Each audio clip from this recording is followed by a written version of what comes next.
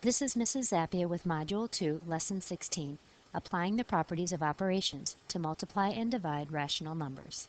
Our lesson objectives. Students use properties of operations to multiply and divide rational numbers without the use of a calculator. They use the commutative and associative properties of multiplication to generate equivalent expressions. They use the distributive property of multiplication over addition to create equivalent expressions, representing the sum of two quantities with a common factor as a product, and vice versa. Students recognize that any problem involving multiplication and division can be written as a problem involving only multiplication. Students determine the sign of an expression that contains products and quotients by checking whether the number of negative terms is even or odd. Our essential question is, name a property of operations and describe how it is used and why it is helpful when multiplying and dividing by rational numbers. Example 1. Using the commutative and associative properties to efficiently multiply rational numbers. How can we evaluate the expression below? Negative 6 times 2 times negative 2 times negative 5 times negative 3. Copy the problem on the right. We could follow the order of operations and solve the problem from left to right, but it might be more efficient to combine some numbers and multiply them first. So I know that negative 2 times negative 5 is going to give me 10, and multiplying by 10 is easy to do. So instead of following the order of operations, I'm going to regroup this and do this part first. So I'm going to put parentheses around what I'm going to do first.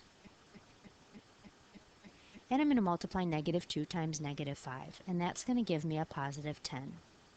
And I'm going to recopy the rest of the problem. Negative 6 times 2 times 10 times negative 3. And then from here I want to stop and think, do I want to go in order? Or would it be more efficient to rearrange the problem? I would like to multiply by 10 last, so I'm going to reorder the problem, and I'm going to move the negative 3 in front of the 10. So the properties of operations that make these changes acceptable, the first one was the associative property of addition that says, the associative property of multiplication that says that you can regroup the problem and still get the correct answer. The associative property of multiplication. And the second step, I'm going to change the order of the 10 and the negative 3, and that is the commutative property.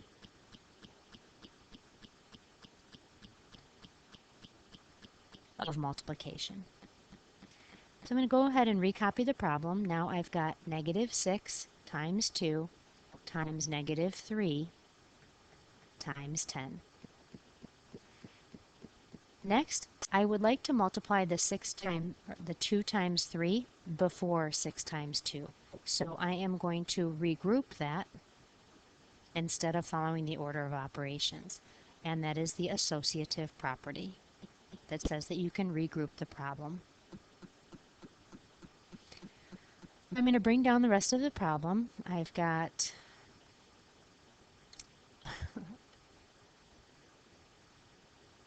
negative 6 times, and this is going to give me a negative 6 times 10. And from here I'm going to go in order. Negative 6 times negative 6 is 36, and that's positive, times 10. And 36 times 10 is 360. So in evaluating this expression, the value is 360. What types of strategies were used to evaluate the expressions? We use the associative property to regroup the terms. We use the commutative property to reorder the terms. And we use the order of operations, which tells us the order in which we should calculate. Can you identify the benefits of choosing one strategy versus another? Reordering the terms makes the problem more manageable, such as using compatible numbers, such as negative 2 times negative 5 to get 10. What is the sign of the product and how was the sign determined? The sign of the product is positive, and how it is determined is by looking at the negative integers. So our problem, we had a negative 6 times 2. Whoop, I wanted to write the sign, not the number. We have a negative times a positive times a positive times a negative. And we look at combinations that will give us positive numbers. So we have this negative and this negative. Two negatives make a positive. So we have now a positive times a positive times a positive. And when you multiply all positive numbers, the answer will be positive. So we looked for a pair of negative numbers that gave us a positive, and then multiplying positive numbers is positive. Exercise 1. Find an efficient strategy to evaluate the expression and complete the necessary work. Negative 1 times negative 3 times 10 times negative 2 times 2. The first thing I notice is that I'm going to be multiplying by 1, and I know that 1 times a number is the number. So I'm just going to take care of that right away. And negative 1 times negative 3 is 3.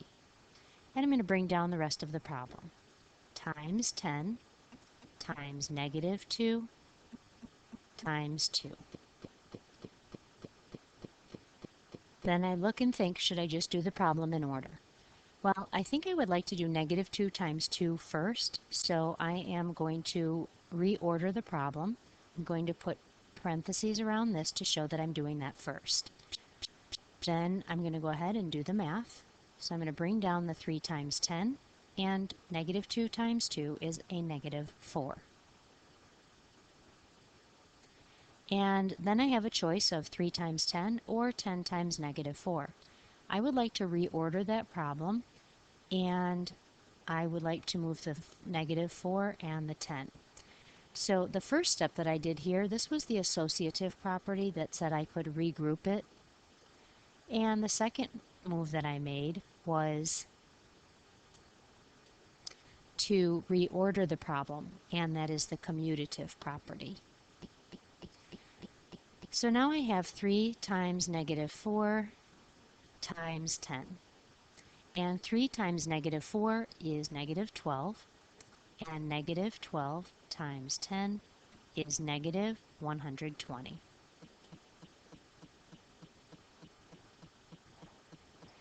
Find an efficient strategy to evaluate the expression and complete the necessary work. In this problem, I'm noticing that I have some fractions. So I would like to reorder this problem to make it a little more efficient. I notice that I have a 1/3 and a 9. And it's easy to find 1/3 of 9 because those numbers are compatible. 3 goes into 9 evenly. And then another thing that I notice is that I have a negative 8 and a half. And I know that I can find a half of 8 easily. So the first thing that I'm going to do is to reorder this problem. And I want to switch the places of the 8 and the 9. So I'm going to go ahead and do that first. The commutative property says that I can reorder the problem. So I'm going to put the 9 here and the 8 here. Bring down the rest of the problem, so I have 4 times 1/3 times 9 times negative 8 times negative 1/2. And then I'm going to use the associative property, and instead of going in order from left to right, I am going to do 1/3 of 9 first. That gives me 4 times 1/3 of 9 is 3 times negative 8 times negative 1/2. And I would like to take care of the half of 8 next, so I am going to put parentheses here, and I am regrouping the problem instead of going from left to right. So that's the associative property. So I'm going to bring down the 4 times 3, and then a negative times a negative is a positive, and half of 8 is 4. From here, I could do 4 times 3 times 4, or I could do 4 times 4 times 3. And I'm just going to go in order. 4 times 3 is 12, and 12 times 4 is 48. So evaluating that expression, the answer is 48. Our first step, which we did right here, this is the commutative property, which says that you can change the order of a multiplication problem. The next step that I did was to regroup, and I regrouped using the associative property.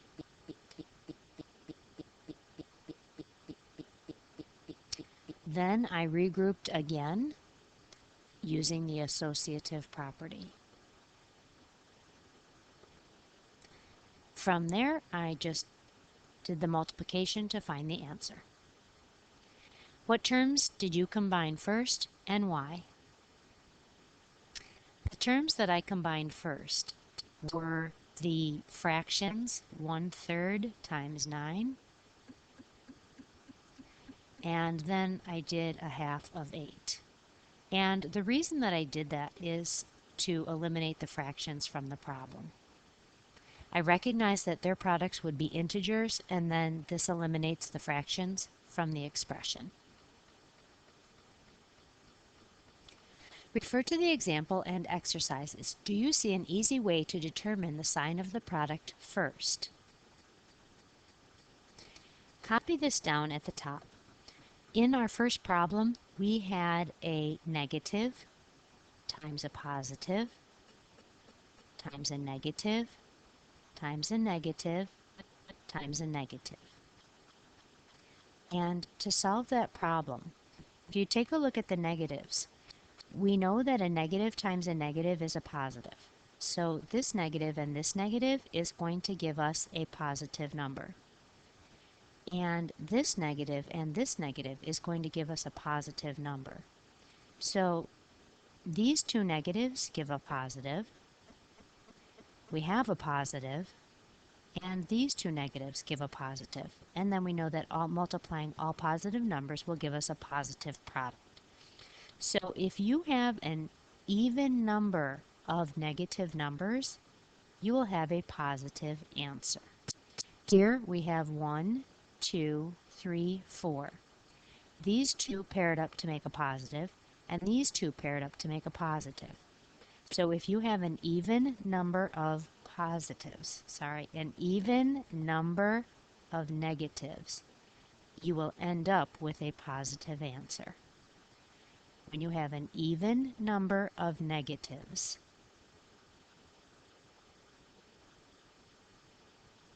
you will end up with a positive answer. Let's take a look at the next one.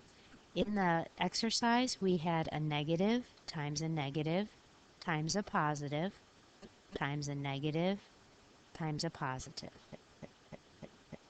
So let's pair up our negatives. These two negatives will make a positive, and then from there we only have one negative left, and that one has nothing to pair up with. So these two negatives make a positive. You also have another positive and another negative and another positive. These two positives will make a positive.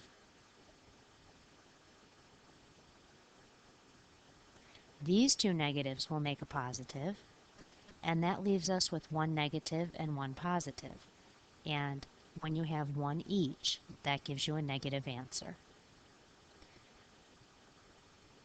In this problem, we had 1, 2, 3 negative answers, or negative terms. When you have an odd number of negatives, your answer will be negative. In the last exercise that we did, the numbers that we used were positive, positive, negative, positive, and negative. Pause the video and pair up your negatives and determine whether that answer will be positive or negative.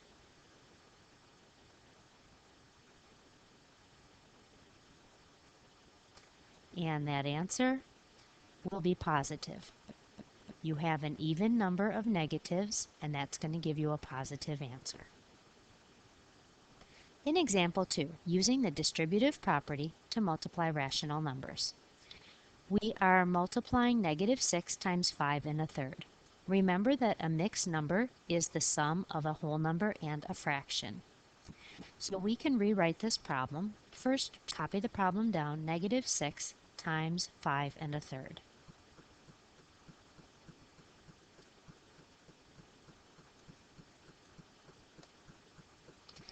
Now, 5 1/3 can be written as a whole number and a fraction. 5 plus 1/3. When we're multiplying that number by negative 6, then we want negative 6 groups of 5 and negative 6 groups of 1/3. So that's negative 6 times 5 plus negative 6 times 1/3. Let's take a look at that step by step. 5 and 1/3 looks like this. 1, 2, 3, 4, 5, and 1/3. And we want 6 groups of that. 1, 2, 3, 4, 5, and 1/3. 1, 2, 3, 4, 5, and 1/3. 1, 2, 3, 4, 5, and 1/3. 1, 2, 3, 4, 5, and 1/3.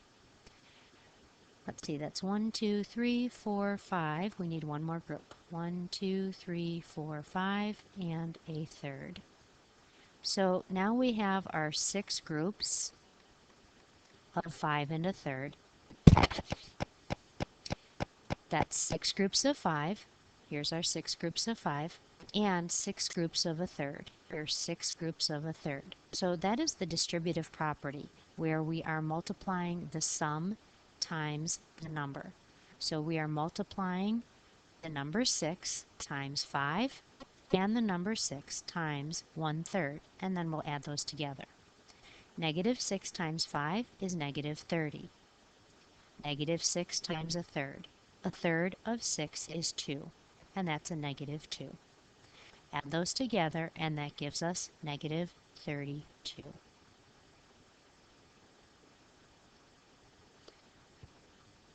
Exercise 5. Multiply the expression using the distributive property. In this problem, remember that the opposite of a sum is the sum of its opposites. First, write the problem, 9 times negative 3 1/2. Now, write that as the opposite of the sum. That's 9 times negative 3 plus negative half. That's the opposite of a sum is the sum of its opposites. Next, the distributive property says we want to multiply 9 times the first term and the second term. 9 times negative 3 and 9 times negative 1/2. 9 times negative 3 plus 9 times negative 1/2. 9 times negative 3 is negative 27. 9 times negative half is negative 4 1/2. Combine those to get your final answer, which is negative 31 1/2. The purpose for using the distributive property here is it makes it an easier mental math problem. We could have changed negative 3 1/2 to a improper fraction and then multiplied by 9, but using the distributive property made this a mental math problem for us. Example 3. Use the distributive property to multiply rational numbers. So here you'll notice that we have 4 terms in our problem, but we're still using the distributive property. This is the opposite of what we just did. Here we had 1 term and we split it into 2 and then multiplied it by 9. In this problem, we are multiplying by 16. We want 16 groups of 3/8 and 16 groups of 1/4. So really we want 16 groups of 3/8 and 1/4. First, recopy the problem. 16 times negative 3/8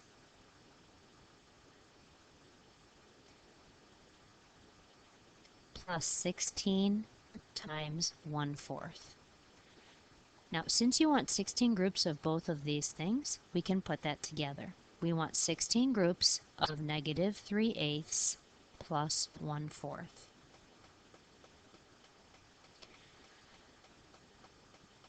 This is different sign difference, so you subtract.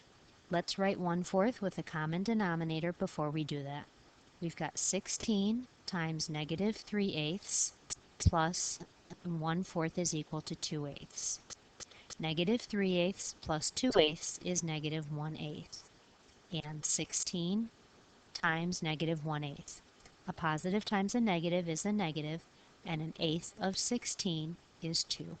And so evaluating that expression gives us a value of negative 2. The purpose of using the distributive property is so that I only needed to multiply by a fraction one time. I only needed to multiply by a fraction one time because I combined these two fractions together first. I want to multiply both of them by 16, and so I added them first and then multiplied them by 16. Using the distributive property makes your math more efficient. Example 4. Using the multiplicative inverse to rewrite division as multiplication. This was one of our lesson objectives, and the purpose for rewriting division as multiplication is so that you can reorder the problem to make it more efficiently solved. So remember that dividing by fractions is the same as multiplying by the reciprocal. So let's go ahead and rewrite the problem first. 1 divided by 2/3 times negative 8 times 3 divided by negative 1/2. We are going to rewrite the division portion. Instead of dividing by a fraction, we are going to multiply it by the reciprocal.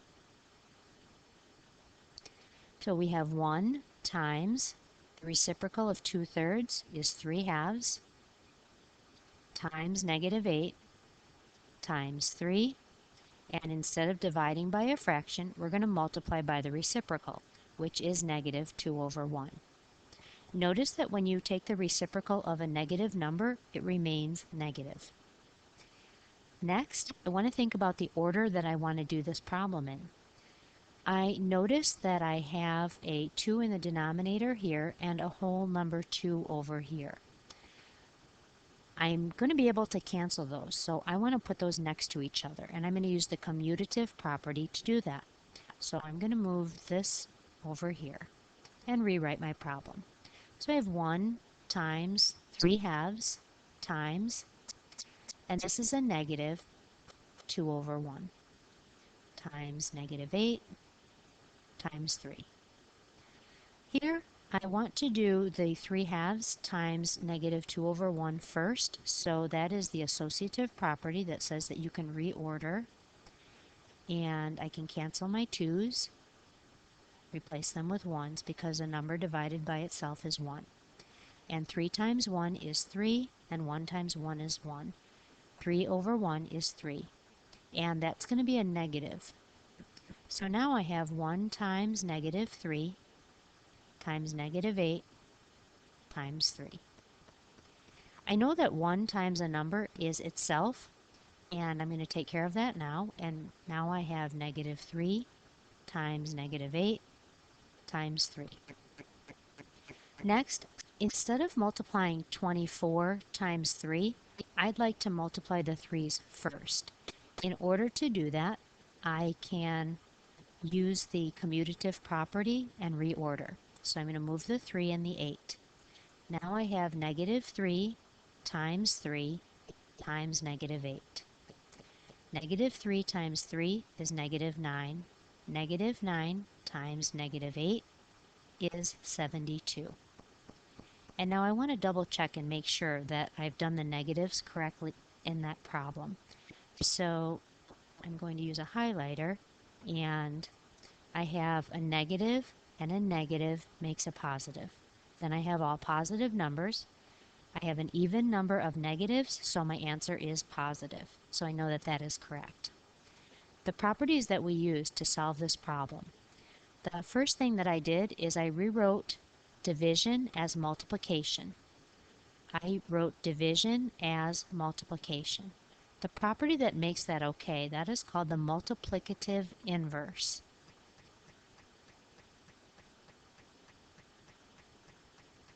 The multiplicative inverse. And that says that dividing with a fraction is the same as multiplying by its reciprocal, or its inverse. In exercise 6, I would like you to pause the video and try that problem, and then resume the video to correct your answer. In this problem, I rewrote the division of a fraction as multiplying by the reciprocal, and that is the multiplicative inverse. Then I regrouped so that I could find a third of 6 next. That's the associative property. Then I multiplied 1/3 times 6 and got 2. Then I regrouped so that I could do -2 times -10 next, and that's the associative property of multiplication. Multiplying -2 times -10 is 20, and 20 times 4.2 is 84. In this lesson, you have learned multiplying and dividing using strictly order of operations is not always efficient. The properties of multiplication allow us to manipulate expressions by rearranging and regrouping factors that are easier to compute. Where division is involved, we can easily rewrite division as multiplication to allow us to use these properties. Division as multiplication is the multiplicative inverse. The signs of expressions with products and quotients can easily be determined by checking whether the number of negative numbers is even or odd. If you have an even number of negatives, then the answer will be positive. If you have an odd number of negatives, the answers will be negative.